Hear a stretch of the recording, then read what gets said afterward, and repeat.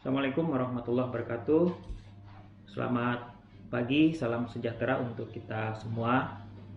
Hari ini pertemuan kedua mata kuliah isu-isu politik dan pemerintahan. Tema kita adalah globalisme dan kapitalisme dalam politik. Globalisme dan kapitalisme atau globalisasi dan kapitalisasi barangkali sudah biasa kita dengar istilah ini ya, tapi apa sebenarnya konsep globalisme dan apa itu konsep kapitalisme dan hubungannya dengan politik? Karena kalau kita bicara globalisasi dan kapitalisasi ini biasa identik dengan isu-isu ekonomi, padahal sebenarnya globalisasi dan kapitalisasi ini adalah instrumen politik yang terjadi tidak hanya dalam konteks lokal atau negara Indonesia, tapi ini memang adalah menjadi isu internasional ya. Nah, globalisme pengertian sederhananya adalah suatu paham globalisasi ya. Kita mengambil referensi dari pembahasan kita tentang globalisme ini dari buku Globalisme, Bangkitnya Ideologi Pasar. Ini sebuah buku menarik karangan dari Stiger Manfred tahun 2005. Nah, buku ini akan kita jadikan referensi perkuliahan kita. Dalam buku itu dijelaskan bahwa globalisme adalah sebuah pengetahuan tentang konsep yang menjadi pedoman untuk memperlakukan seluruh dunia sebagai lingkungan yang layak diperhitungkan dalam bidang ekonomi dan politik. Nah, kata kunci dari globalisasi atau globalisme ini adalah memperlakukan seluruh dunia ya, artinya global secara umum. Sementara globalisasi konsepnya adalah penyempitan dan percepatan keterkaitan seluruh dunia. Batas-batas teritorial maupun budaya antar bangsa menjadi seolah hilang. Jadi kalau kita bicara tentang globalisasi, itu tidak lagi bicara soal batas-batas sebuah wilayah atau batas-batas teritorial sebuah negara. Nah, itu seolah menjadi hilang. Nah, paham ini menjadi sebuah paham yang hari ini berkembang. Ya, kenapa berkembang? Karena pengaruh teknologi informasi yang begitu cepat ya, sehingga akhirnya globalisasi ini juga memberikan dampak pada konteks perpolitikan kita. Bagaimana sejarah munculnya globalisasi atau globalisme? Kalau globalisme itu pahamnya ya, kalau konsep globalisasi tadi adalah penyempitan dan percepatan keterkaitan seluruh dunia, atau ada juga yang menyebut globalisasi proses terintegrasinya dunia. Jadi baik dalam segi ekonomi, politik, sosial, budaya dan lain-lain. Nah, awal sejarahnya ini muncul ketika pertama kali dilakukan konferensi Bretton Woods tahun 1944. Ini adalah sebuah pertemuan bagaimana menggagas solusi ekonomi dunia ketika pasca terjadinya perang dunia kedua ya, sehingga ada aturan-aturan atau ikatan-ikatan kegiatan ekonomi internasional yang digagas pada waktu itu, dan sampai hari ini dia terus berkembang. Artinya sebenarnya kalau kita bicara globalisasi tidak hanya konteks perkembangan teknologi informasi saat ini, tapi ini adalah pengulangan atau modifikasi dari sebuah ide gagasan yang sudah dimulai sejak tahun 1944. Nah, di Bretton Woods ini lahirlah beberapa bentuk kesepakatan. Setidaknya ada 3 institusi internasional atau organisasi ekonomi internasional. Yang pertama IMF, International Monetary Fund ya, sampai sekarang masih eksis ya, kita masih bahkan Indonesia juga beberapa kebijakan-kebijakan ekonominya tergantung dari kebijakan IMF ya. Kemudian kedua, World Bank. Awalnya World Bank ini atau Bank Dunia dirancang untuk memberikan pinjaman bagi pembangunan kembali Eropa pasca perang. Nah, ini dimulai tahun 1950-an. Tujuan Bank Dunia juga kemudian diperluas membantu berbagai macam proyek-proyek industri di negara-negara berkembang, termasuk kita Indonesia ini juga sering menerima atau mendapat bantuan dari Bank Dunia. Kemudian organisasi ekonomi negara-negara di dunia yang digagas pada tahun 1947 itu adalah GATT ya, General Agreement on Traffic and Trade. Jadi ya, GATT, tapi kemudian GATT diganti tahun 95 itu menjadi WTO ya, World Trade Organization. Nah, artinya secara global ya, persoalan-persoalan ekonomi sudah menjadi persoalan-persoalan semua negara. Bahkan organisasi, tadi ada 3 organisasi atau 3 lembaga yang menjadi pusat sentral pengelolaan tentang ekonomi dunia ini. Dia tidak berbentuk dalam sebuah wilayah negara, tapi adalah sebuah konsensus atau kesepakatan antar banyak negara di dunia ini yang kemudian memiliki pengaruh yang sangat besar ya terhadap perekonomian dunia. Kemudian kita bicara tentang bagaimana globalisme dalam politik ya. Di dalam salah satu pemikir neo-Marxis, Caroline Thomas, mengatakan bahwa globalisasi merupakan kecenderungan proses pemusatan kekuasaan pada tatanan sosial global dan diungkapkan melalui jaringan global ketimbang melalui negara-negara berbasis teritori. Nah, seperti tadi saya sampaikan bahwa bicara tentang globalisasi tidak lagi bicara tentang batas-batas wilayah ya. Kemudian perspektif lain juga disebutkan oleh Held dan Richard. Dia mengatakan bahwa perspektif tatanan global ini adalah yang disebut dengan namanya globalisasi politik ya, karena kalau kita bicara tadi kesepakatan ekonomi berbagai negara, tentu ini adalah kesepakatan politik ya. Tujuannya ekonomi, tapi landasan awalnya adalah kesepakatan politik. Kemudian bicara globalisasi terus berkembang di dalam konteks politik. Ini muncul istilah belakangan ini yang disebut dengan global governance ya. Global governance ini adalah sebuah gerakan yang berupaya mengintegrasikan para aktor transnasional dengan tujuan menyelesaikan permasalahan bersama dan mengambil sebuah keputusan. Nah, di GATT, Bank Dunia ya, atau IMF sebagai instrumen ekonomi menyelesaikan persoalan-persoalan ekonomi tidak hanya di negara-negara berkembang tapi juga negara-negara pasca perang di Eropa. Mereka membuat kesepakatan keputusan secara bersama, jadi seolah menjadi sebuah ilustrasi negara, tetapi negara itu tidak dalam berbentuk sebuah wilayah, tapi keputusan politik yang mengikat ya. Nah, ini yang disebut dengan istilah global governance. Nah, apa pengaruhnya terhadap dunia ya sangat besar sekali ya. Baik secara positif dan juga negatif ya. Jadi kalau kita lihat globalisasi ini terhadap politik, dampaknya yang pertama positifnya adalah masyarakat dapat menggunakan hak politik secara bebas. Kemudian yang kedua, hak asasi manusia semakin diakui keberadaannya.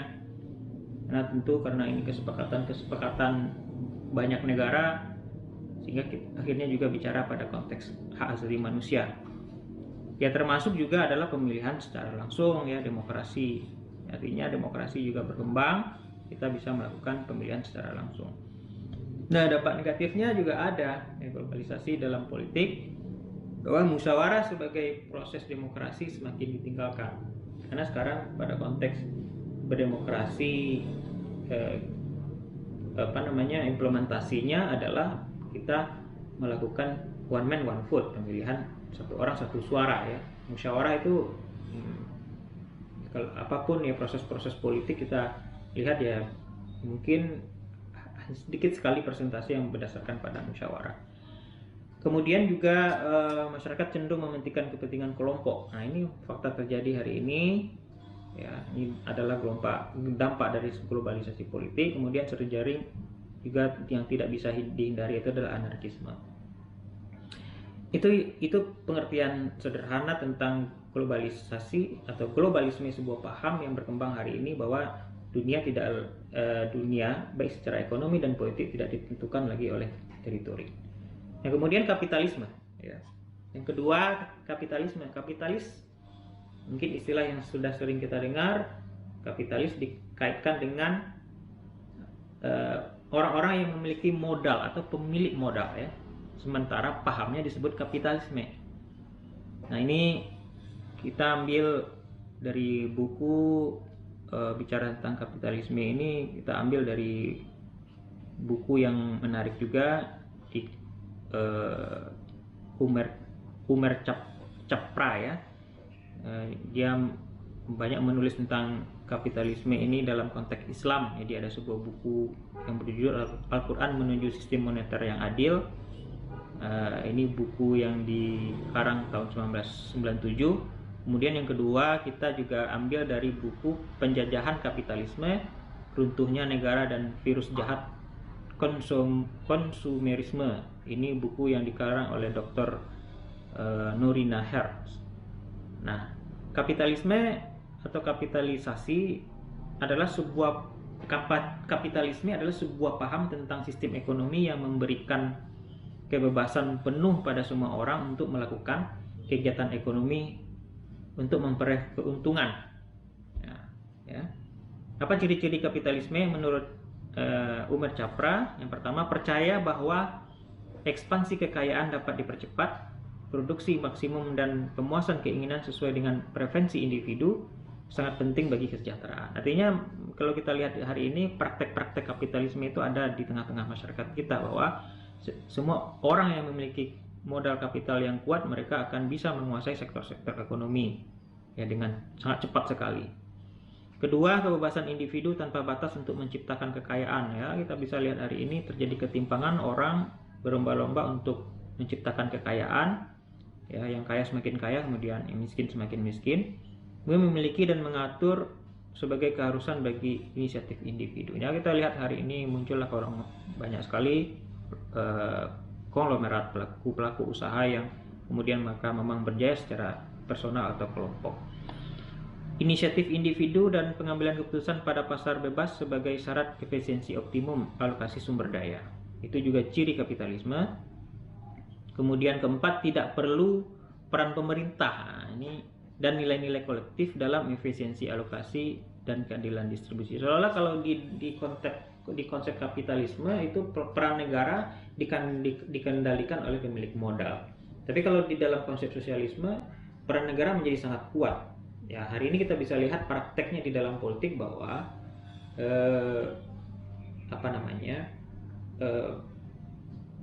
penguasa sebuah negara atau penguasa sebuah daerah itu dikuasai oleh pemilik modal ya, karena politik itu biayanya juga mahal, sehingga kemudian sponsor dalam pilkada ya, dalam pemilu ini satu hal yang tidak bisa dihindari. Tujuannya apa?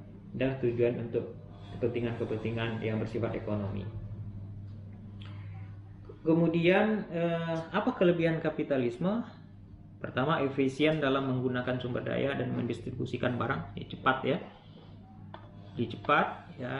Kita bisa lihat hari ini juga dalam hal perdagangan ya, termasuk bentuknya seperti perdagangan transaksi lintas negara. Mungkin juga sekarang berkembangnya cara distribusi barang dari offline ke online. Ini adalah peran-peran yang dilakukan oleh pihak-pihak swasta. Kedua, setiap individu jadi lebih kreatif. Nah, jadi ada semangat kreativitas dan inovasi ketika kita bicara dalam konteks kapitalisme. Kemudian pertumbuhan ekonomi yang cepat ya, karena persaingan pasar, adanya penghargaan pada kerja keras individu dalam bisnis, kemudian konsumen dapat mengendalikan pasar pada persaingan harga yang terjadi antar perusahaan. Ini betul-betul hari ini realita yang kita lihat. Kelemahannya apa ya? Banyak sekali kelemahan-kelemahan kapitalisme. Satu, bisa munculnya pasar persaingan tidak sempurna dan persaingan monopolistik, ya, ada pada sektor-sektor tertentu perdagangan yang dikuasai secara monopoli. Kedua, persaingan dapat menimbulkan konflik dan ketidakadilan karena pemimpin pasarnya adalah pengusaha besar. Nah, jadi ini juga terjadi. Ketiga, ekonomi jadi berorientasi pada uang sehingga perusahaan akan memiliki sudut pandang yang materialistik. Jadi di dalam kapitalisme yang menjadi ke depan itu adalah materialistik. Keempat, profit dijadikan sebagai tujuan utama dalam berbisnis. Kelima, eksploitasi sumber daya alam demi keuntungan sebesar-besaran. Ini kita juga lihat nih, eksploitasi sumber daya alam itu kadang-kadang sudah mempengaruhi memberikan dampak lingkungan yang sangat luar biasa.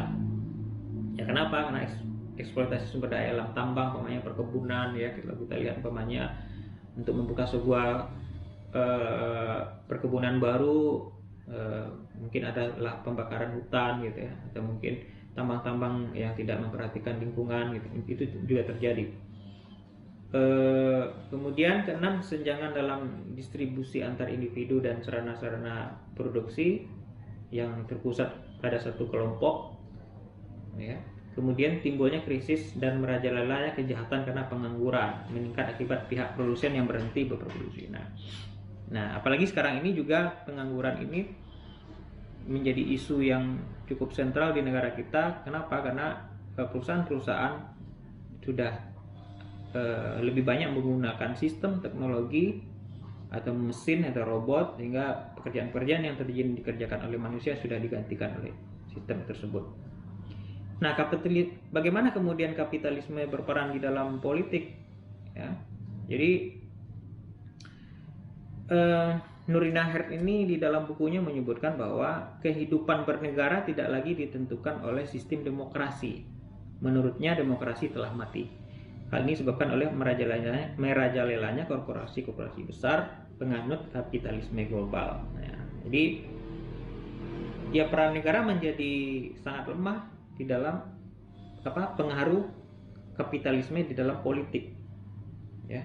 Sudut pandang ini menunjukkan bahwa manusia merupakan makhluk yang memikirkan bagaimana cara mendapatkan keuntungan sebesar-besarnya, ya. Termasuk juga kita lihat hari ini bahwa misi dari kapitalisme itu sebenarnya adalah mengambil alih politik internasional pada abad 21. Hal tersebut mengakibatkan politik sangat jauh dari logika seharusnya. Tujuan politik yang pada awalnya menyusun suatu pemerintahan yang berpihak kepada kepentingan rakyat, akhirnya memang berpihak kepada kepentingan penguasa ekonomi atau kepentingan-kepentingan yang berorientasi pada materialistik, ya. Ya, sangat mudah kita lihat hari ini kita bisa lihat contohnya di dalam suksesi politik, peran-peran kartel politik, ya. Kartel politik ini ada tema sendiri yang kita bahas, bagaimana momentum-momentum pilkada, momentum-momentum pemilu itu sebenarnya memiliki peran yang sangat sentral dalam pembiayaan pilkada yang mahal, ya. Pilkada yang secara langsung, pemilih secara langsung itu adalah pemilik modal secara ekonomi. Akhirnya ya, kapitalisme dianggap sebagai ladang bisnis berbasis politik, ya. Kapitalisme yang tadi tujuannya adalah tujuan penguasaan, tapi ini menjadi ladang bisnis basisnya ada politik. Kenapa? Ada kebijakan-kebijakan yang dibuat, yang ditumpangkan oleh pemilik modal kepada penguasa di sebuah negara dan juga penguasa di sebuah daerah. Tujuannya apa? Penguasaan aset-aset yang ada di daerah tersebut, baik sumber daya alamnya, ya, macam-macam ya, sumber daya alam yang ada di sebuah daerah, atau mungkin juga sumber daya ekonomi yang lain. Nah, jadi inilah penjelasan singkat tentang globalisasi atau paham globalisasi, itu disebut dengan globalisme, kapitalisasi ya, atau kapitalisme sebagai paham kapitalisasi dan pengaruhnya terhadap perpolitikan kita hari ini ya. Mudah-mudahan materi singkat ini bisa bermanfaat ya bagi Anda semua. Terima kasih.